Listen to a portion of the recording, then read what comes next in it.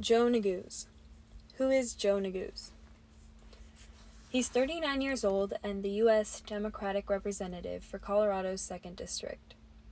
Joe was initially elected on the 3rd of January in 2019, and his current term is expected to end on the 3rd of January 2025. Joe was the first elected Black member of Congress in Coloradan history. He was also the first person from Colorado to take on a senior leadership role in the House in over 85 years. Biographical background. Joe's parents immigrated to the United States from Eritrea, South Africa, and they settled in Boulder, Colorado. Joe studied at the University of Colorado, Boulder, and then he studied law at the University of Colorado Law School.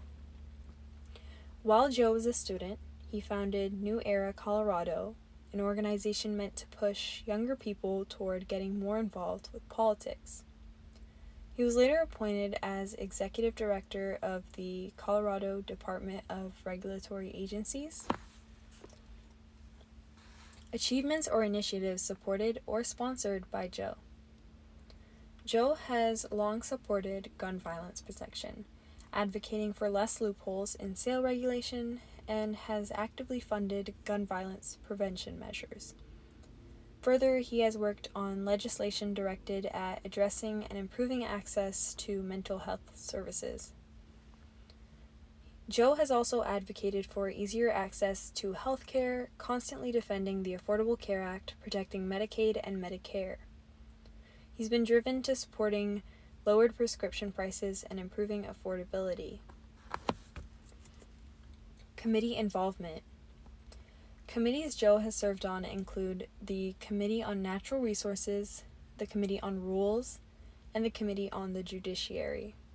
Speaker, I thank the chairman, Chairman Nadler, for his leadership and for yielding the time. And also want to thank my good friend and colleague, Mr. Cicilline from Rhode Island, who chairs the Antitrust Subcommittee in the House.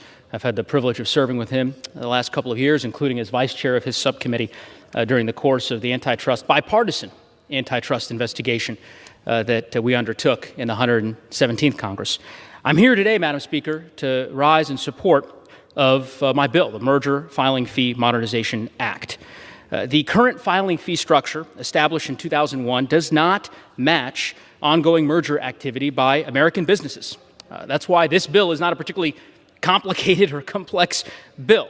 We know these mergers require thorough review by our antitrust enforcement agencies, and this has allowed for larger businesses to avoid paying their fair share and only hurting small and mid-sized, medium-sized businesses.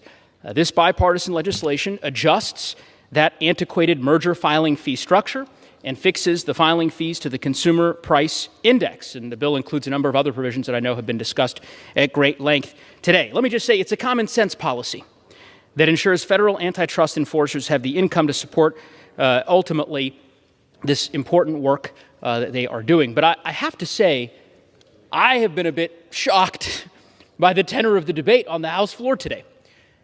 Just to reiterate something that I think the chairman articulated previously, this is a bipartisan bill.